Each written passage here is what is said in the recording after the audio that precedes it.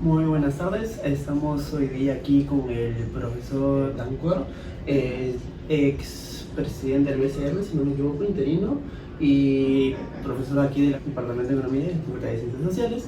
Estamos más que nada viendo tema del podcast de informalidad, pero la informalidad se ha desarrollado más que nada en un marco de la inflación.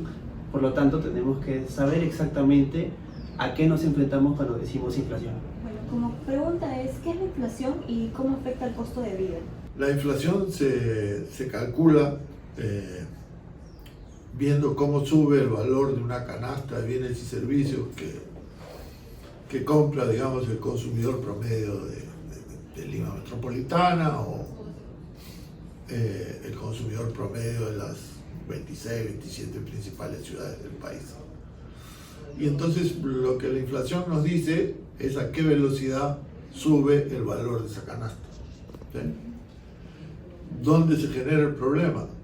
Que los ingresos, los salarios, lo que gana la gente que, digamos, vende como independiente, los ingresos de asalariados independientes, no necesariamente crecen al mismo ritmo que el valor de la canasta. ¿Sí?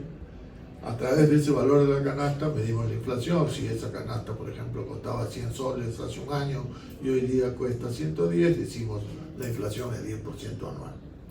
Es la velocidad a la que suben los precios. Y el problema principal se genera porque los salarios y los ingresos de la población trabajadora normalmente, en el caso del Perú, no suben al mismo ritmo que los precios. Y entonces, ¿cuál es el problema fundamental? Que el nivel de vida de esa población trabajadora disminuye si la inflación es muy alta, si la velocidad a la que suben los precios es muy rápida, ¿no? Entonces, eso nos ha pasado, sí, nos ha pasado, digamos, en los 80, los precios subían infinitamente más rápido que ahora. Hoy día suben, digamos, en condiciones normales al 2, 3%, 3 anual, ¿sí? Quiere decir que el valor de esa canasta, digamos, si es 3.5 de así es 3,5% anual, se duplica pues cada 20 años, ¿no? Pero esa es una tasa de inflación, una velocidad a la que suben los precios pequeña y permite que el nivel de vida, también decimos los salarios reales, la capacidad adquisitiva de los soles que le pagan a los trabajadores al mes, a la semana, se mantenga más o menos constante o suba, ¿no? Pero la inflación hace que esa capacidad adquisitiva de los salarios se reduzca bruscamente, ¿no? Y allí viene el problema, cae el nivel de vida, típicamente sube la pobreza, ¿qué porcentaje de la población, digamos, del país está en pobreza? Hoy día eso está cerca del 30%, ¿no? Y ese es el problema fundamental, ¿no? Y entonces, en los últimos 20 años, o 25, si que contamos, digamos, a partir de los 2000, hemos tenido pues una inflación baja, ¿no? Para los estándares de la economía peruana, si miramos los últimos 70, 80 años, esa es pues una etapa de inflación muy baja, ¿no? Y el Banco Central tiene como digamos, como su objetivo principal mantener esa inflación baja, ¿no es cierto? Entonces podemos discutir después cómo lo hace, pero ese es el punto esencial y por eso es importante, ¿no? Entonces repito, cuando la inflación se dispara, normalmente, como hay un refrán antiguo que dice los precios suben por ascensor y los salarios por escalera, entonces se quedan rezagados. Y lo que quiere decir eso es que la gente, el nivel de vida de la gente se reduce, se deteriora.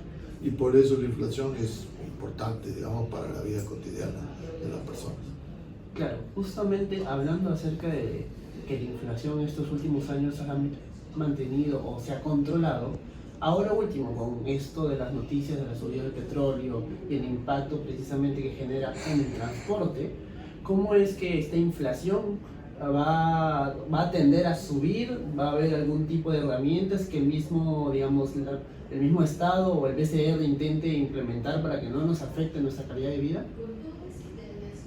Bueno, en estos últimos 25 años hemos tenido una inflación baja en general, pero hemos tenido un episodio entre el 22, 23. ¿Sí? Le alza la inflación, digamos, de 2, 3% anual, subió, si miramos los datos de Lima, hasta 8%. ¿Sí? 22, 23, y ahí empezó a bajar otra vez. Y la razón por la cual hubo ese rebrote inflacionario, una de las causas, no la única, una de las causas importantes fue el alza del precio del petróleo a nivel internacional. El precio del petróleo en el Perú depende, digamos, del precio internacional. ¿Sí? Importamos petróleo, también importamos, pero en fin, somos importadores netos, compramos el petróleo en el mercado internacional y el precio en el mercado internacional determina en gran medida cuál es el precio local del petróleo y sus derivados.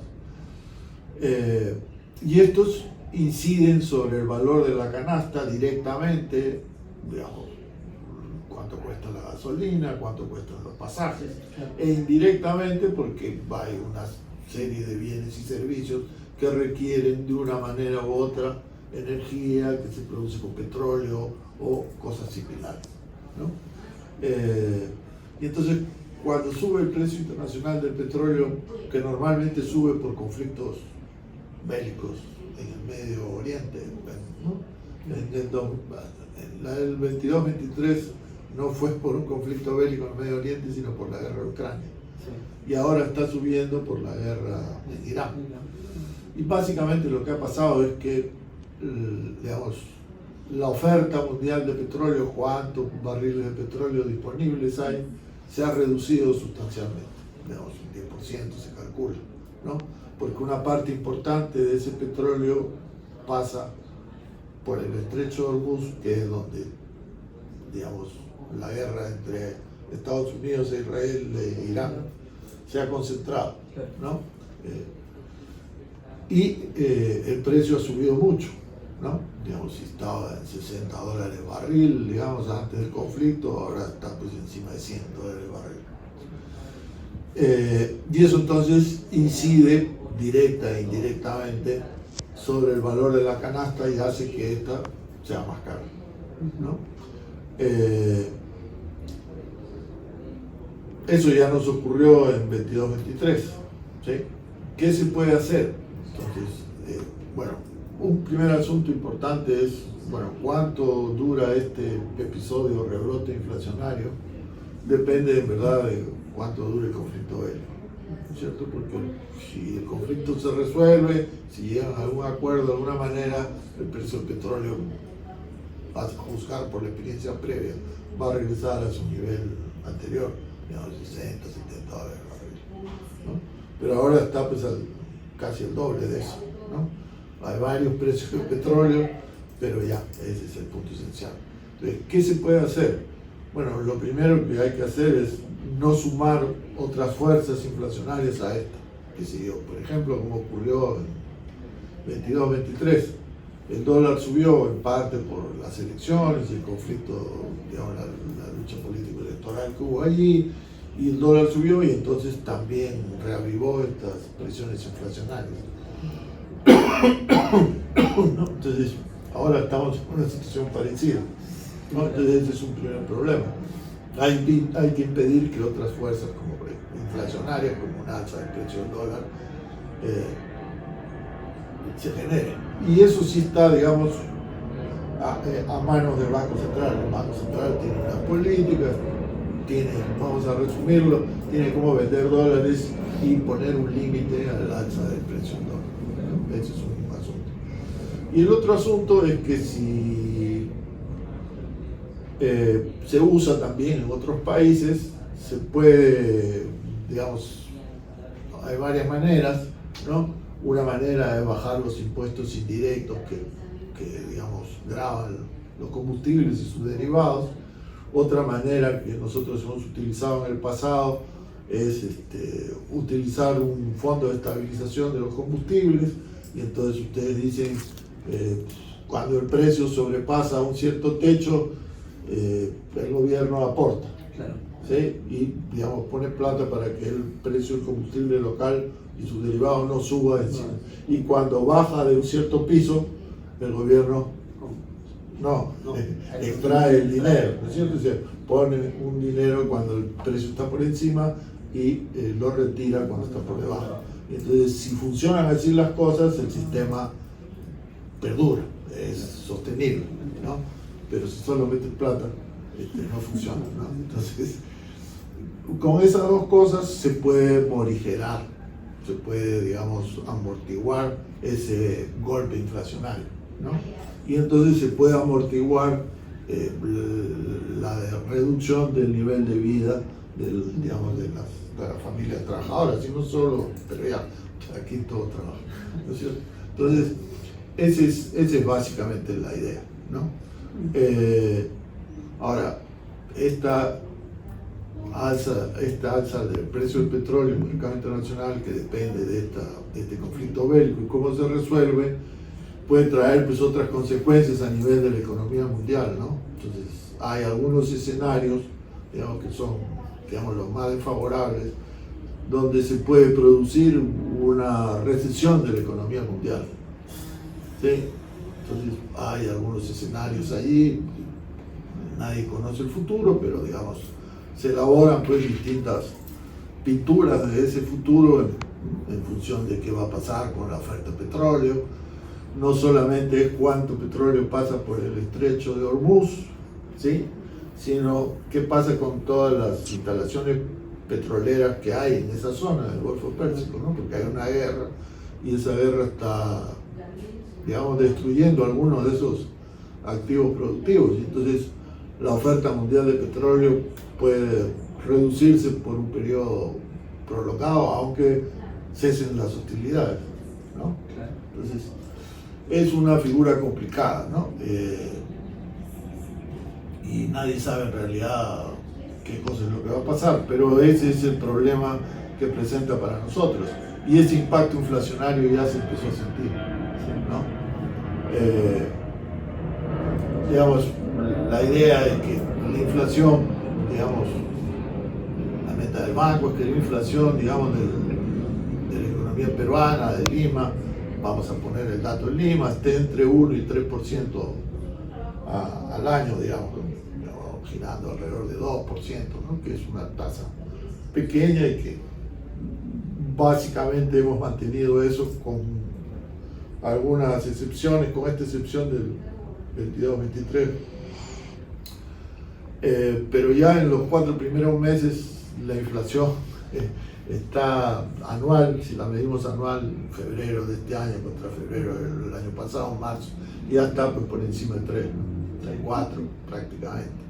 Y los 2 últimos meses ha sido un impacto inflacionario importante, ¿no? Y liderado por combustibles, transportes y eso, que digamos que es una situación que conocemos, ¿no? Sí. Bueno, esperemos que estos escenarios no ocurran, estas pinturas desfavorables, y que el BCR pueda controlar. Y no solo es el BCR, es el MEF maneja, el Ministerio de Economía y Finanzas maneja el Fondo de Estabilización del Combustible, que no lo usamos en 22-23, pero podríamos haberlo usado para amortiguar el impacto inflacionario. Una alternativa podría ser. Sí, ¿no? Que yo creo que debiéramos usarlo, ¿no? Tiene que haber ahí una coordinación, digamos, entre el Banco Central y el Ministerio de Economía para impedir que este impacto inflacionario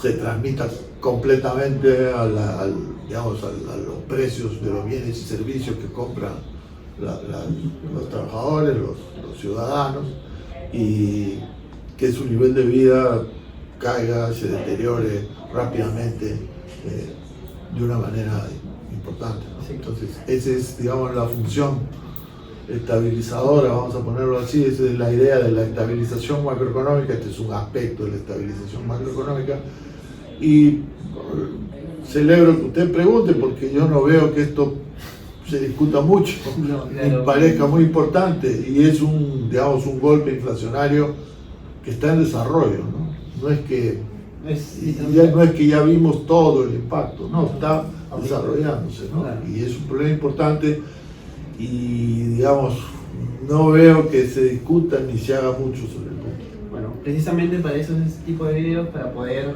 fomentar y incentivar que muchas más personas, sobre todo los estudiantes de economía, entiendan el problema y tengan que saber que esto les va a afectar no solamente ahora, sino en un posible futuro.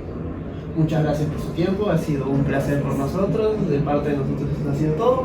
Muchas gracias.